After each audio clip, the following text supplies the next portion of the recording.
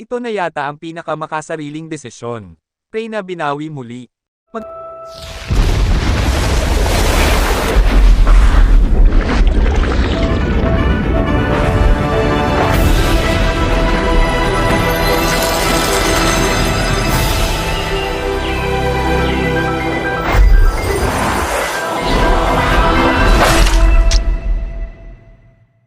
Ito na yata ang araw na panghihinaan na naman ang lahat ng loob. Dahil kung kailan naka-recover na ulit si Reyna ang siyang kahinaan naman ng kanyang lolo upang sugurin at kunin ulit si Reyna, di lubos akalain ng lahat na ganito pala ka-selfish si Lolo Nestor pagdating sa usapang ikabubuti ni Reyna.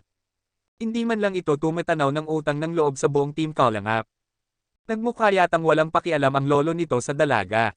Makikita natin na hindi pinapahalagahan ni Lolo Nestor ang lahat tulong na naiabot nito sa kanila. Sana naman ay magising na ito sa katotohanan at maisipan din niya ang kabutihang naitulong, hindi puros panloloko lang. Pansin kasi ng karamihan sa ating netizen na talagang pera lang ang habol nito, kaya kung ganito umasta. Parang sobra na yata ang ginawang kabastosan nito. Galit pa ng kunin si Reyna kay Mama Roda niya. At hindi nakinig kay Ate Roda dahil siya mismo ang gustong masunod. Sana naman isang araw magising na lang ito na mali ang kanyang ginagawa, mga Kalangap. Kailan pa ba siya mahimasmasan kung talahang huli na ang lahat, mga Kalangap? Sana naman magsilbi ang lahat na patunay na sa kamay ng Kalangap team lang si Reyna gagaling.